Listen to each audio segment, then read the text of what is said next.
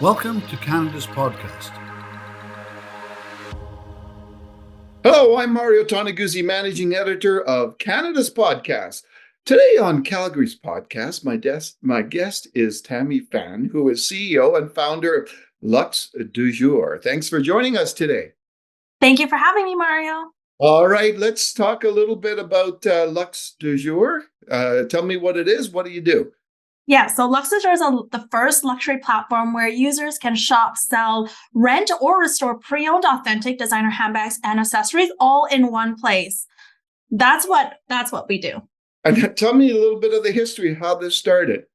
Well, it all started because I'm a bag addict myself. So I started collecting bags, designer bags, authentic bags when I was when I was a little bit younger, because growing up poor, you don't really get that. And that was kind of just a dream I've always had. It's like, what is it like to kind of own this luxury, knowing my parents never grew up with it. I was never surrounded around it. And as I started collecting designer bags, I really grew to appreciate like the craftsmanship, the understanding that some of these designer bags are investments. I was able to buy a Chanel bag 8 years ago and be able to sell it for higher than what I paid for after 4 years of using it. It was pre-owned after. And that's what got me, kind of in the midst of really intrigued about this. And eventually it really solved a lot of my problems in terms of finding a trusted platform to sell your high-end designer bags. And that's pretty much how I started. And there's, of course, like I could go on for hours about the background of how I got into it, but that is the main majority how I grew to have this passion. So how old would you have been when you started doing this? Well, I started collecting designer bags before I was 18. It was just like this. I worked since I was 14, honestly 12, but I don't know if that's legal to say. Like my parents put me to work at 12. But I started actually this business when I was just around 22, because it wasn't initially supposed to be a business. It was just to sell my own collection online. And I couldn't find anywhere in Canada or in Calgary that specialized really in selling these high-end designer bags without taking that 50% or 40% commission, because these were really expensive bags. And so Instagram was just peaking at that time. So I started just creating this Instagram account to list my personal items, me and my best friend's closet on here. And that's pretty much how it started going. It was really, Instagram was never a platform to buy and sell. But for some reason, we thought, let's just start listing our items. And we started building up this community that started buying our items and then wanting to list their items on our Instagram. So that's how it started. So I started around 22 years old. Wow. Was it a little overwhelming to start doing something like that at such a young age? It wasn't overwhelming because it was a hobby. It was like, oh, I'm just trying to find a place to sell my items. And I love talking to my these bag addict clients about like these bags that they wanted to buy. I was just so passionate about talking about it, discovering more, really being inside the head of a bag collector, because I was that person. So I was connecting with the community. It wasn't overwhelming because I also had a job and I never thought it would ever turn into a business. Stay ahead of the game with our expert tips and strategies that will help your business thrive in a digital era. CanadasPodcast.com. Subscribe now. So I'm a man, obviously. Tell me, what's the fascination women have about bags and purses and stuff? Bags. So I think what it is, partly for me, it's like a token of my accomplishments, because of course, luxury is not everyone can afford luxury. And just like when I accomplish something, I feel like I want to reward myself with something. And I don't know if I could speak on all of women, but for me, it was really like, if I make this accomplishment, I want something to reward myself with. And I was like, being able to afford an authentic designer bag as that accomplishment token for myself to reaching that milestone, because I always want to do better and I want to reach the next milestone. And I want to also, have another token of like an accomplishment, a sense of accomplishment. That's how I felt. But then on top of that, there's this other world of women that really appreciate authentic, the leather quality, the timelessness of these designer bags, and the value. Surprisingly, a lot of people don't know the true value of certain designer bags that could appreciate over time. Just like how I would never understand a baseball card. How could that be ever sold for $1 million, right? But of course, the baseball collector and lover will know. Yeah. I never understand how art could be resold for millions, and people and multimillionaires make money on paintings. I don't understand, because that's not my world, but this is my world, the bag world. And so many women know the value of certain designer brands and styles that appreciate over time. So that is another demographic of women. And I'm the median. I love it because I feel I'm rewarding myself with something I love. And then it also appreciates in value. It's like a stock that I could wear with style. Yeah, no you're kidding. Yeah, exactly. So recently you were on Dragon's Den, right? Yes. How did that go? It went amazing as well. Like, I can't believe the first round we ever raised, I decided let's do it on national TV. But it went amazing, and it was definitely not the outcome I wanted. But because I came in asking for $3 million for 10% of the company. At the end of it, I was shocked that I even got something better. Even though it wasn't the valuation, I just knew this is the value. I'd rather own a part of a future $1 billion company than to own a majority of just a multi-million-dollar company. So I think it honestly went so well. And I heard really heartfelt. They cut off parts Arlene said that Arlene made me felt so heartfelt. Arlene says, you did this all by yourself. You don't need any of us. You just need to raise debt. And she was willing to sit on my board. She said that. And because I told her, I'm tired of doing this by myself. I really want a deal. I really want a strategic partner, because I don't have that fancy degree. And I don't have that expertise. I don't have my parents supporting me, because they're also immigrants. So I really just want that partners. And when Arlene said that to me, and then just to hear all the other offers that the Dragons believed in me, that was the best experience of my life, just as an entrepreneur. So what was the outcome of this? The outcome of the Dragons Den, I got a deal with Manjeet and Michelle at $3 million for 20% of the company. Wow. Yeah. That's going to be like when you sit back and think about it, it's kind of like, whoa. Yeah. Right? Like what, sorry if I mind asking you, like, how old are you now? I'm 30 now. Okay, 30. Yeah. So what would your advice be to young entrepreneurs getting into something? What's your best piece of advice for them? Right now, in this day and age, I want to give the advice is utilize the internet, utilize these social media platforms, because the technology is always changing. Like ChatGPT also has changed the way I have done so many things, as well as Instagram. It was peaking at that time, but had I not used this free platform that was offered at that time, Luxe du Jour wouldn't have even existed, because I didn't have the money to just invest into a website and pay all these ads. I didn't even know how to run ads. It's utilizing all the free resources that's available now online. And because the world's constantly changing, you constantly have to change and you have to adapt. That would be my advice today, because there's so many free platforms like TikTok now could make you or make your company. Yeah. Yeah. Is there, sorry about that.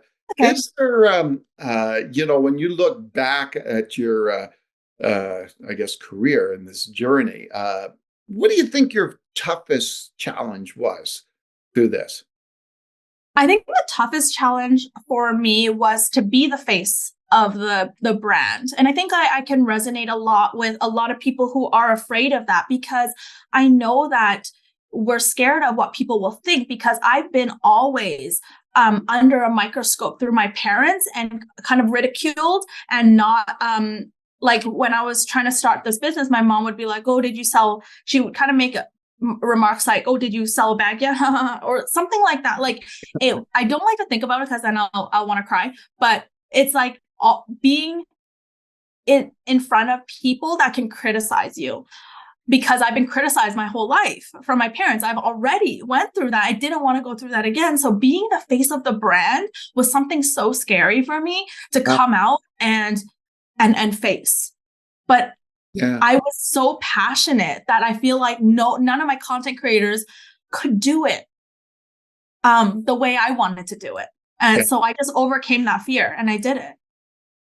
What what advice would you have for people in that regard? How do you overcome a fear?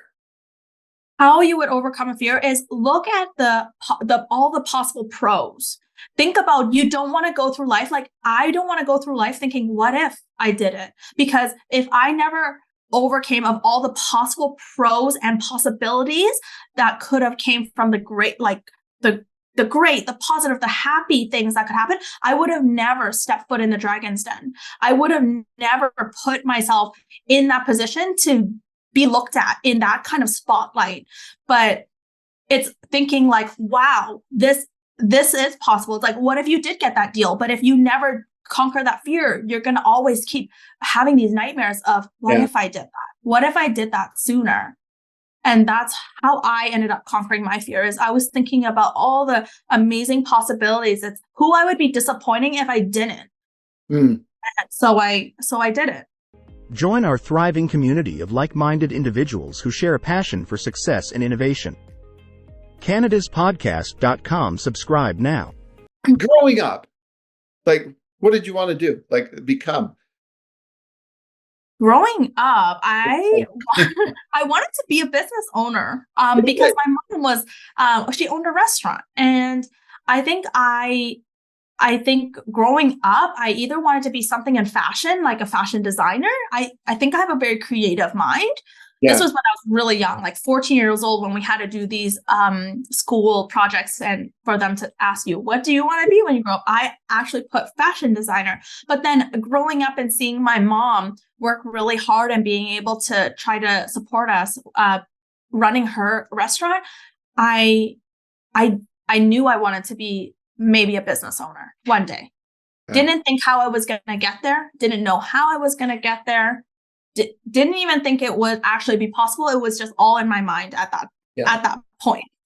So when you were, going through, initially, the business side of what you're doing, did you have any people, outside of your mom and running the restaurant, but did you have any people that you had as mentors, so to speak, or even as examples, not on a personal level, but maybe just out there that you kind of looked up to and were inspired by?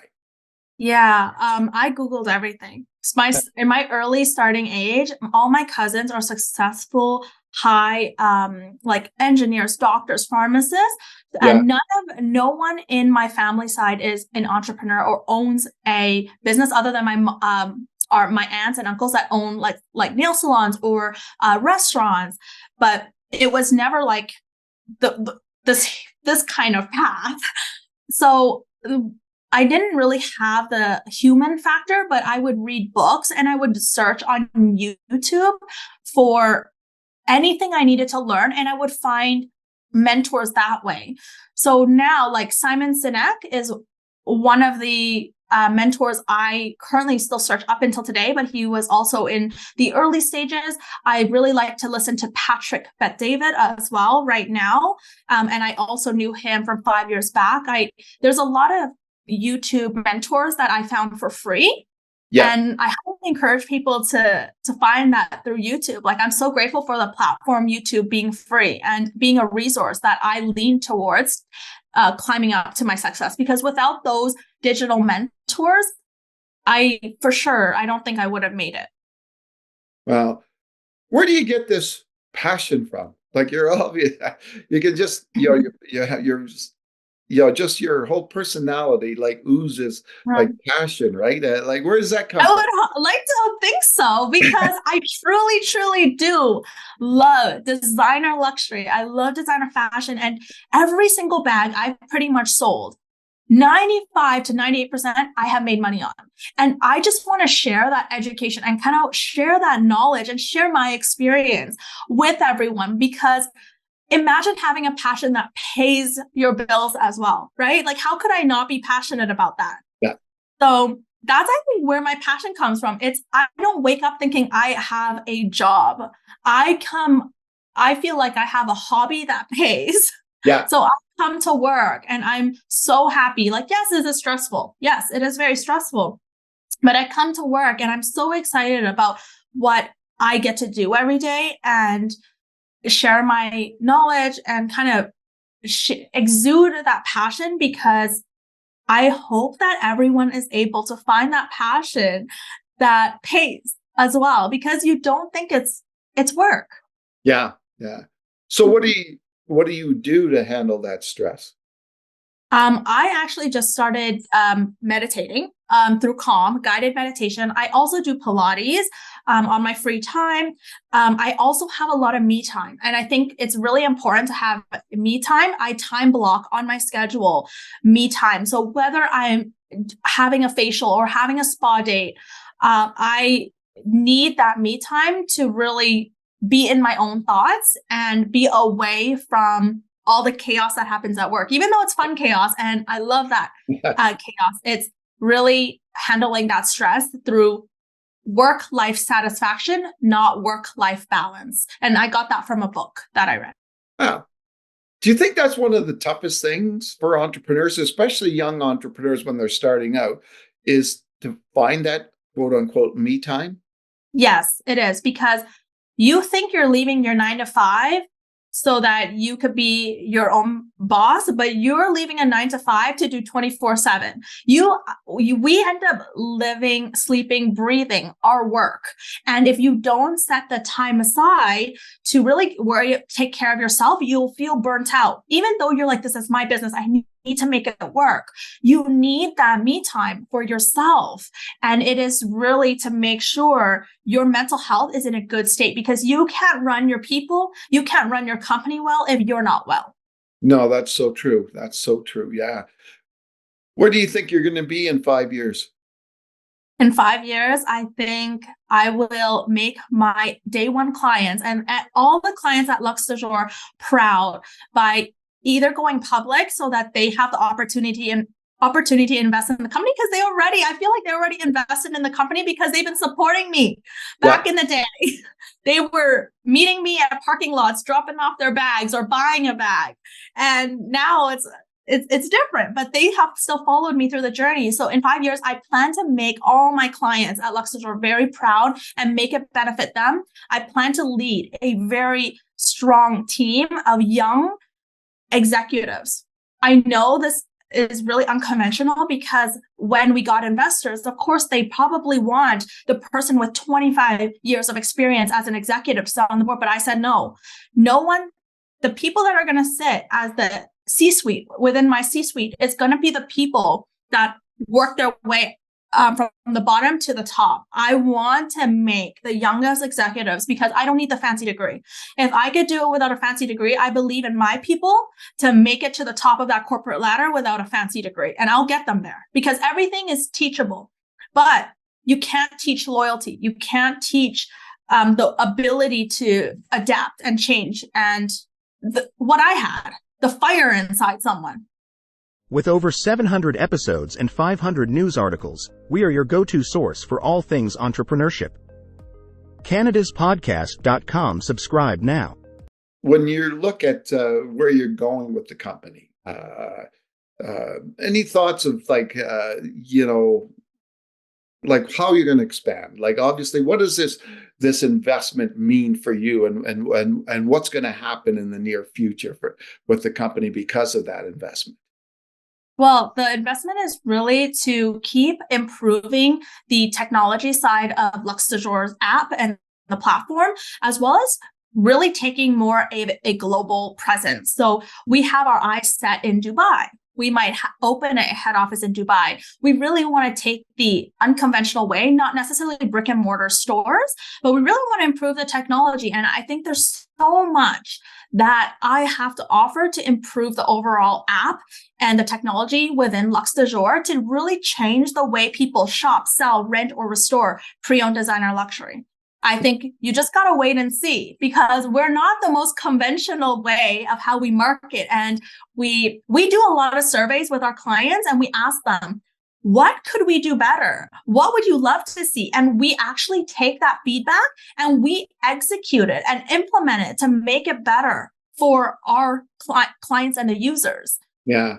Now, you know what, over the years, customers and clients obviously are important because they, the existence of the business depends on them. But do you think, over the years, how do you think customers have changed in what they want and what they need from a brand? Customers have changed over the years, moving more towards circular fashion and sustainability. They're moving away from the luxury giants, the big fashion house brands, or they're not buying a decade ago. Used was not it. People would be embarrassed to say, oh yeah, I bought pre-owned. No, now everyone's turning either more minimalistic and they want to rent because they don't want to own anything, or they want to move towards something that is impactful, purposeful to them. They want to feel like they're part of also a mission. And because we're all about pre-owned and everything Luxe du Jour does is reuse, reduce, recycle, we integrate that through the buy and sell part, the rental part, the restoration part, bringing a bag back to life so that it has another second chance. A lot of our clients are really resonating with that mission and with that purpose. So I think a lot of what we've changed is you can't go into Chanel or Neiman Marcus or Holt Renfrew and be like, oh, can I buy this on layaway? They would laugh you right out the door. They'd be like, can I rent this bag first, try it out first before I buy it? Because these are $10,000 bags. Yeah. But you can do that on our platform on Luxe du Jour, because it's like, why are the luxury houses? If you can test drive a car before buying it, how come we can't test drive these high-end designer bags? Yeah. And we are solving that problem through Luxe du Jour. How many bags do you have? Oh, my personal collection? Yeah. I have around 25, okay? Yeah. Does it I don't have a crazy amount anymore. Does it constantly change, or is it? It's constantly changing. And because I work for Luxe du Jour, it's like I can rent if I wanted to. I get a little discount. Yeah, exactly. Well, that was super. I appreciate you taking the time, Tammy, to chat today. Thank you so much, Mario.